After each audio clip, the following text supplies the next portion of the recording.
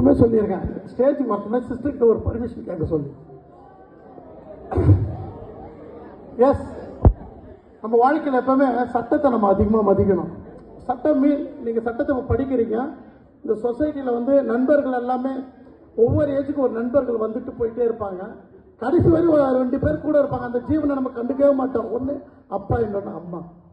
So இந்த ரொம்ப lovable. So நம்ம வாழ்க்கையில் எப்பவுமே அந்த டேடி மம்மியை வந்து எப்பவுமே மறக்கக்கூடாது. மறந்துட்டோம் ஃப்ரெண்ட்ஸால். இன்னொன்று சொல்லப்போனால் அவங்க சொல்கிற ஒவ்வொரு வார்த்தைகள்லாம் நம்ம வந்து ஃபாலோ பண்ணணும். அதை ஃபாலோ பண்ணோம்னா நிறைய பிரச்சனை இல்லை வாழ்க்கையில். உண்மை அதுதான். அவங்க சொல்கிற ஒவ்வொரு நாளும் ஷூ இருக்கா இருக்கு, ஆனால் அவங்க ஃபோன் பண்ணி கேட்டால் இருக்குன்றாங்க, நீங்கள் வந்து இங்கே இல்லைன்றீங்க. வாழ்க்கை சந்தோஷமாக வாழணும். கட்டாயமாக நட்பு இல்லாமல் யாரும் வாழவே முடியாது. அது ஒரு உண்மையான ஒரு விஷயம். இந்த உலகத்தில் ஃப்ரெண்ட்ஷிப் இல்லாதவங்க யாருமே கிடையாது. நட்பு இல்லாமல் யாரால சந்தோஷம் வாழாமல் இருக்கவே முடியாது. நட்புன்றது ப்ரீசியஸ்.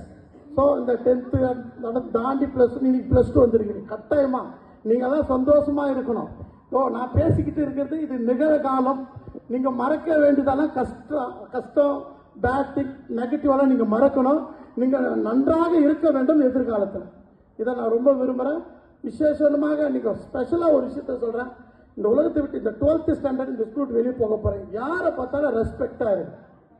நம்ம எல்லாருமே மதிக்க கற்றுக்கணும். இதான் ஒரு பிரச்சனை வந்தால் உடனே ஒரு டிசிஷன் எடுக்காதீங்க. கட்டாயமாக என் ஃப்ரெண்டு ஒருத்தன் அடிச்சுட்டாலும் உடனே ஓடி நிற்காதீங்க. நம்ம ஃப்ரெண்டு அந்த தப்பு செய்து இருப்பான். புரியுதுங்களா? அவனுக்கு